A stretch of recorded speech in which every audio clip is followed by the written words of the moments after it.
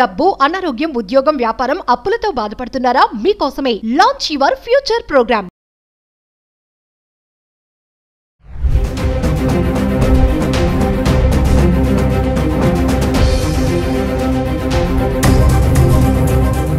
నమస్తే, welcome back to Suman TV. ప్రస్తుతం మనతో పాటు ఉన్నారు ఎనలిస్ట్ మందరి కృష్ణారెడ్డి గారు. సార్తో మాట్లాడదాం. నమస్తే సార్. నమస్తే అమ్మా. సార్, యాంకర్ స్వేచ్ఛ సూసైడ్ ఇప్పుడంతా అదే నడుస్తుంది. అయితే ఆమె సూసైడ్ ఎందుకు చేసుకుంది? చాలా స్ట్రాంగ్గా ఉంటుంది మా మమ్మీ అని చెప్పేసి కూతురు కూడా చెప్తుంది మాటలు. తాత వస్తాడు, నేను తీసుకెళ్ళిపోతాడు అంటే ముందు రోజు చెప్పిందంట. తాతయ్య వచ్చి నేను తీసుకెళ్ళిపోతాడు అమ్మ అని చెప్పి అంత స్ట్రాంగ్గా చెప్పి నన్ను స్ట్రాంగ్ చేసి మా అమ్మ వెళ్ళిపోయింది. ఇంకా వాళ్ళ నాన్నగారు కూడా మాట్లాడుతున్నారు, ఆల్రెడీ మా అమ్మాయి డివోర్సీ, తర్వాత వేరే పర్సన్తో ఫ్రెండ్లీగా ఉంటుంది, ఇవన్నీ చెప్పుకుంటూ వచ్చారు. సో అంటే సూసైడ్ చేసుకోవడానికి కొంచెం కారణాలు అంటే మీరు వార్త వింటున్నారు కాబట్టి, ఫాలో అవుతున్నారు కాబట్టి, మీ అనలైసిస్లో మీరు ఏమనుకుంటున్నారు? చాలా దురదృష్టకరమైన విషయం ఏమిటంటే, ఒక మంచి జర్నలిస్టు అలాగే యాంకర్గా సుదీర్ఘకాలంగా పనిచేస్తున్నటువంటి స్వేచ్ఛ గారు సూసైడ్ చేసుకోవడం లేదు.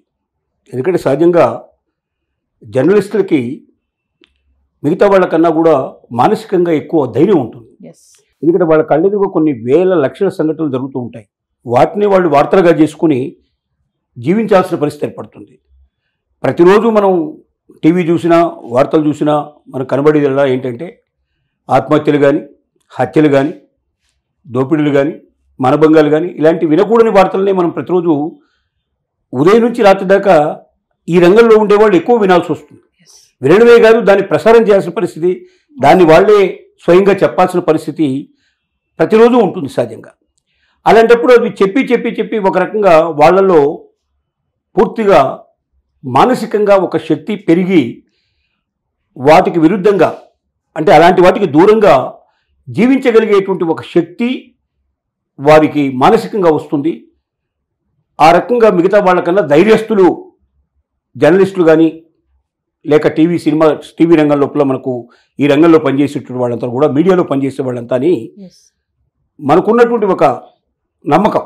ధైర్యంగా ఉంటారు, ఎక్కడికి వెళ్ళినా వెళ్ళిపోతారు వాళ్ళు. డెఫినెట్గా ఉంటారు, డెఫినెట్గా. ఎందుకంటే ప్రతిరోజు అవి చూస్తుంటారు కాబట్టి, ప్రతిరోజు వింటుంటారు. వెళ్ళెక్కడ వాళ్ళు ఒక్కొక్కసారి ఆ వార్తల్ని ప్రత్యక్ష ప్రసారం చేయాల్సిన పరిస్థితి ఏర్పడుతుంది. ఇలాంటివన్నీ చూసి ఇది సహజమైన విషయంలే అనేటువంటి పరిస్థితి కలిగేటువంటి అవకాశాలు ఉంటాయి. కానీ మరి స్వేచ్ఛ ఎందుకు ఈ రకంగా నిర్ణయం తీసుకుందో మనకు తెలియదు. వాళ్ళ తండ్రి గారు చెప్పేటువంటి మాటలను బట్టి కానీ, వాళ్ళ అమ్మాయి చెప్పేటువంటి మాటలు బట్టి కానీ మనకు అర్థమవుతుంది ఏంటంటే, తను డైవర్సీగా ఉన్నటువంటి పరిస్థితి, ఇంతకుముందే డివోర్సు తీసుకోవడం జరిగింది. తర్వాత తన జీవితంలోకి ఒక పూర్ణచంద్రరావు అనేటువంటి ఒక వ్యక్తి ప్రవేశించాడు అని చెప్పి వాళ్ళ ఫాదరు స్టేట్మెంట్ ద్వారా మనకు తెలుస్తోంది.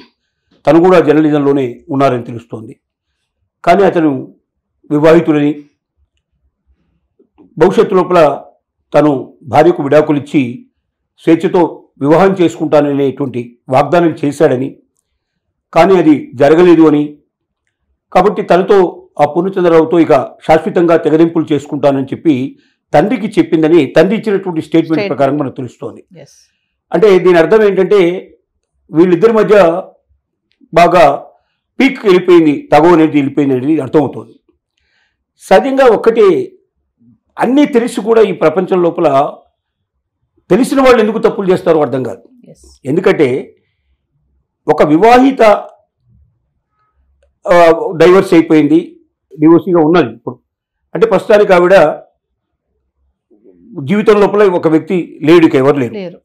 ఒక కొత్త వ్యక్తిని జీవితంలోకి ఆహ్వానించాలనుకున్నప్పుడు అతను కూడా వివాహితుడు కాని వాళ్ళని ఎప్పుడైనా మనం ఎంచుకుంటే మంచిది. ఎందుకంటే ఒక వివాహితుడైన వ్యక్తిని ఎప్పుడైతే సంబంధం పెట్టుకుంటామో వాళ్ళ కుటుంబానికి అది ఇబ్బంది, మరొక స్త్రీకి ద్రోహం చేసినట్టే అవుతుంది. మగవాడు వందలు చెప్తాడు, రకరకాల కారణాలు చెప్తాడు. ఆవిడతో నాకు సరి అయినటువంటి సుఖం లేదనో, ఆవిడ కుటుంబంలో సరిగా ఉండటం లేదో చెప్తాడు. మరి చెప్పినప్పుడు ముందుగా విడాకులు తీసుకొని వచ్చి ఆ తర్వాత తను ఈ రకమైనటువంటి సంబంధాలు పెంచుకుంటే బాగుంటుంది కదా. అంటే అక్కడ విడాకులు తీసుకోవట్లేదంటే విడాకులు తీసుకునే అవకాశాలు అక్కడ లేవనే మనకు అర్థమవుతుంది.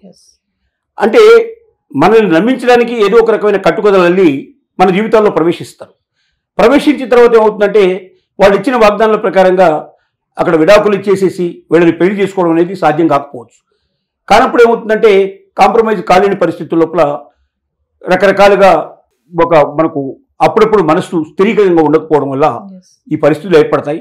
ఏది ఏమైనప్పటికీ ఒక స్వేచ్ఛ అని ఇప్పుడు మనం ఉన్నటువంటి జర్నలిస్ట్ యొక్క జీవితాన్ని మనం తీసుకుంటే వివాహితులైనటువంటి వారి జీవితాల్లో మనం ప్రవేశించకూడదు. ఎప్పుడు కూడా పెళ్ళైన వాళ్ళు కానీ, పెళ్లి కాని వాళ్ళు కానీ, డైవర్స్ తీసుకున్న వాళ్ళు కానీ, తీసుకోలేని వాళ్ళు కానీ, మరొక వివాహిత లేక వివాహితుడైనటువంటి వ్యక్తి యొక్క జీవితంలోకి మనం ప్రవేశిస్తే ఆ కుటుంబాన్ని నాశనం చేసినట్టు అవుతుంది, మరొక స్త్రీకి అన్యాయం చేసినట్టు, లేదా మరొక పురుషుడికి అన్యాయం చేసిన పరిస్థితి ఏర్పడుతుంది. కాబట్టి ఎట్టి పరిస్థితుల్లో అలాంటి నిర్ణయం తీసుకోకూడదు. తెలివైన వాళ్ళు ఎవరు ఆ నిర్ణయం తీసుకోకూడదు.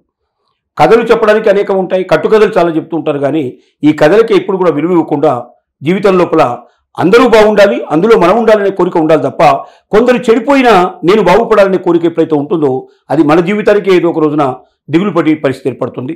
స్వేచ్ఛ జీవితంలో కూడా మనకు అనిపిస్తున్నటువంటిది వాళ్ళ తండ్రి గారు వాళ్ళ అమ్మాయి ఇచ్చినటువంటి స్టేట్మెంట్ని బట్టి మనకు అర్థమవుతోంది. ఈ స్టేట్మెంట్ని బట్టి తను ఎంచుకోకూడనటువంటి మార్గంలో ఎంచుకోవడం వల్లనే, ఒక వివాహితుడిని తన జీవితంలోకి ఆహ్వానించడం వల్లనే అతనితో తెగదింపులు చేసుకోవాలన్నట్టు పరిస్థితుల్లో మానసికంగా సంసిద్ధత కాలేక, జీవించలేక తను మరణాన్ని కొని తెచ్చుకున్నట్టుగా కనబడుతోంది. స్వేచ్ఛ యొక్క జీవితం మనందరికీ గుణపాఠం కావాలి. ముఖ్యంగా జర్నలిజం రంగంలో ఉండేటువంటి వాళ్ళు మరింతగా ఆలోచించాల్సిన అవసరం ఉంది. 10 మందికి మనం హితో చెప్పేటప్పుడు మనమే చెప్పించుకునే పరిస్థితులకు మనం రాకూడదనేటువంటి ఒక మంచి సందేశాన్ని ఇప్పుడు ఇస్తోంది. ఏదేమైనప్పటికీ ఆవిడ ఆత్మ తప్పనిసరిగా శాంతి చేకూరాలని, ఆ కుటుంబానికి భగవంతుడు అన్ని రకాలుగా ధైర్యాన్ని చేకూర్చాలని మనం ప్రార్థన చేద్దాం. Thank you sir.